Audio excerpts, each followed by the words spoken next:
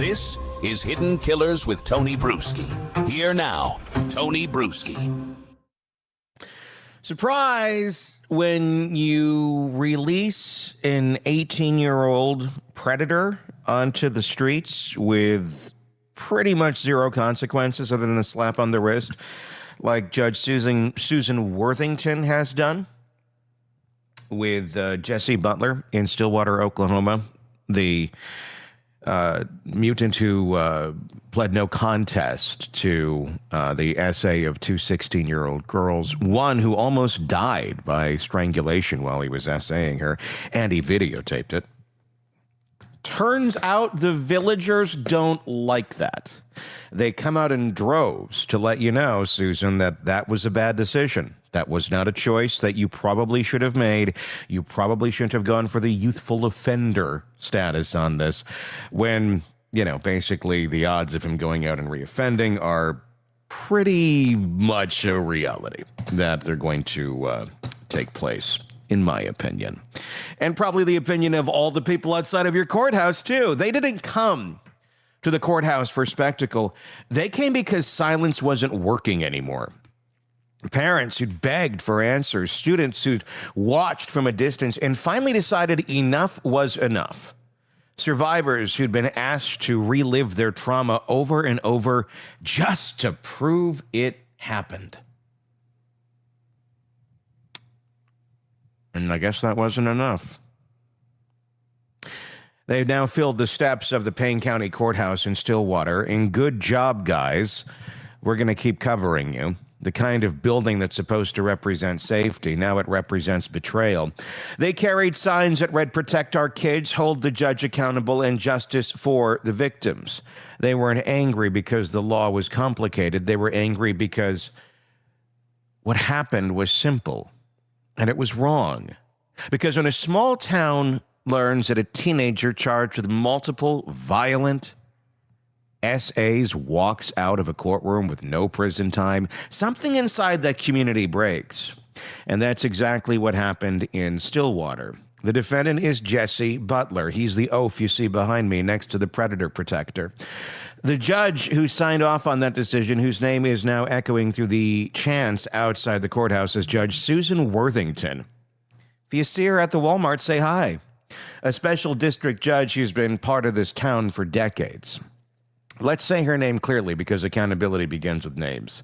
Judge Susan C. Worthington. Her order turned what should have been a long prison sentence into a counseling plan and a curfew. 11 felonies, 2 victims, one who nearly died. Police found partial phone video evidence. You couldn't script a clearer case of violence, yet somehow under Oklahoma's youthful offender statute, it all melted into 1 year rehabilitation plan. No prison, no record that follows him into adulthood if he completes it. A 78-year exposure wiped out with a stroke of her pen. That's not leniency, that's abdication. And the town saw it. Within days, the courthouse steps looked like a civic awakening.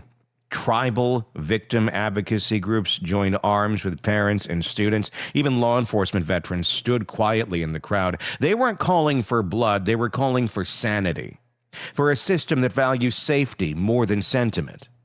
Judge Worthington isn't a mystery. She's been here since the 1970s, an OSU graduate, OSU degrees, local law practice, community figure. For half a century, she's lived among the same people whose cases she now judges. That's not a sin in itself, but it's a recipe for blindness, because in a town of 50,000 where everyone knows everyone, familiar can start to sound like forgiven.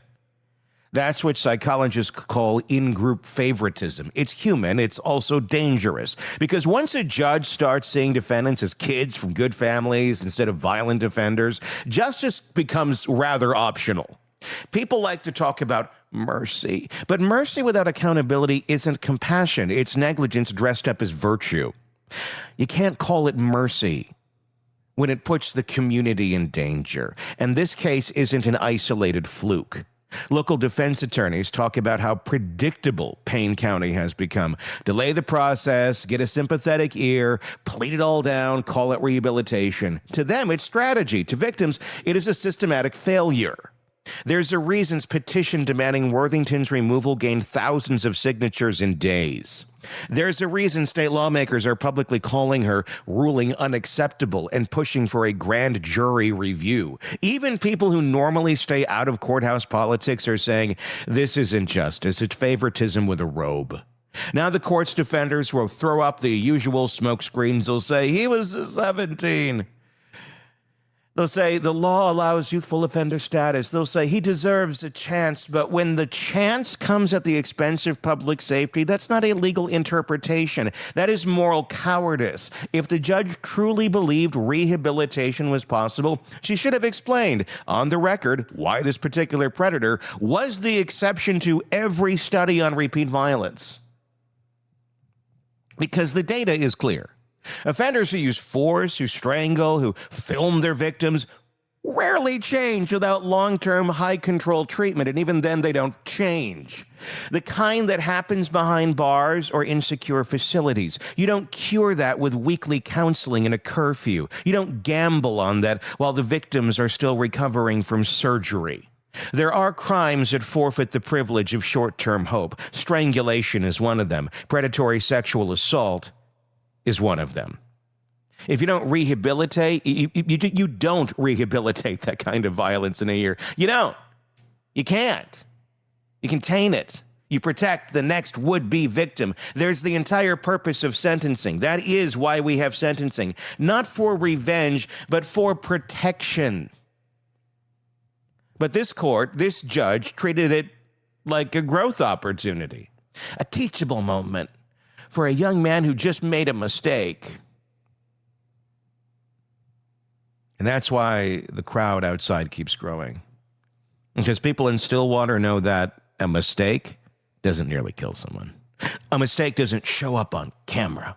A mistake doesn't end with a surgeon explaining to parents just how close their child came to dying. This is where outrage becomes civic duty. Citizens have started learning the process. They're filing official complaints with the state's Council on Judicial Complaints, the body that can investigate judges for misconduct or gross negligence. They're asking reporters to dig into every violent case Worthington has handled to see if this leniency is a one-off or a pattern. They're demanding lawmakers tighten the youthful offender status so it can't be used as a loophole for violent sex crimes. That's what accountability looks like when the courtroom fails to deliver it. Let's talk about rehabilitation. Because this is where the story keeps going off the rails. Rehabilitation isn't a feeling. It's a measurable process. It requires data, risk assessments, therapy models that actually work. And even when it's done right, some offenders remain dangerous. That's not opinion, that is fact. There's a reason parole boards use actual risk scores. There's a reason civil containment statutes exist.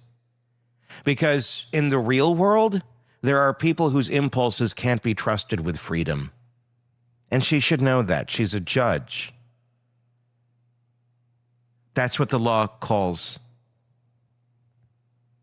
incapitation. And it exists to protect the innocent. We can talk all day about reform and mercy, but when mercy leaves a community vulnerable, that's not justice. That is malpractice. Judge Worthington had every legal right to deny youthful offender status.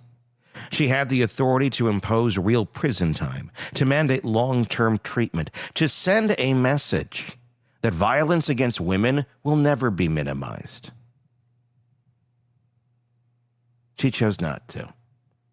And when a judge chooses leniency over safety in a case this brutal, it stops being a private mistake and becomes a public danger. The public sees it. They're not idiots. They understand that when someone this violent gets a second chance, it's everyone else who pays the price if he fails. They understand that supervision isn't a wall. It is a suggestion. And they're furious that their safety has been reduced to a suggestion.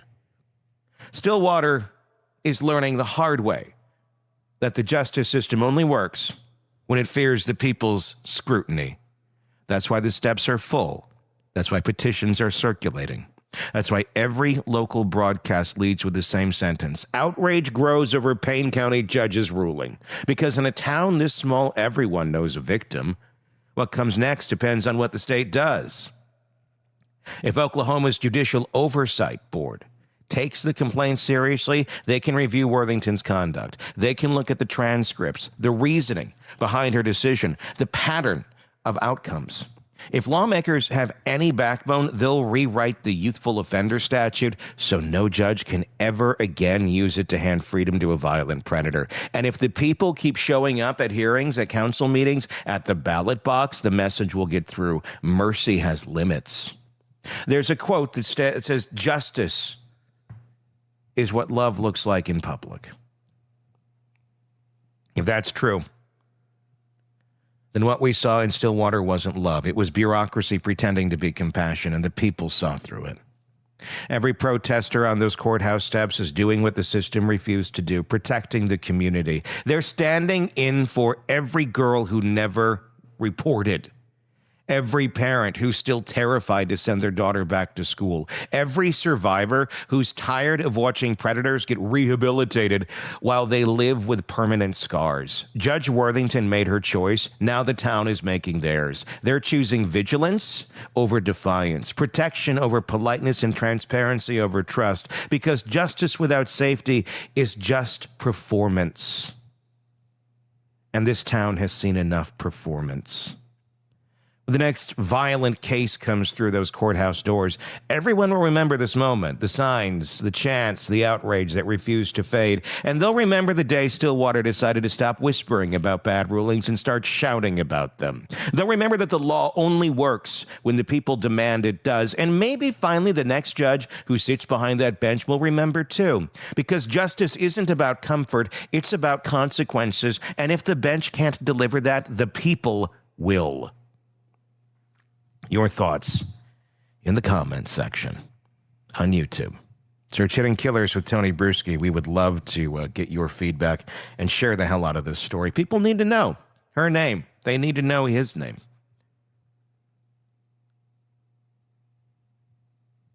They need to be aware of the dangers that these two pose to society, so they can adequately protect themselves how they see fit. YouTube, your thoughts, please, and hit subscribe. I'm Tony Bruschi. We'll talk again real soon. Want more on this case and others? Then press subscribe now and don't miss a moment of true crime coverage from Tony Bruschi and the Hidden Killers podcast.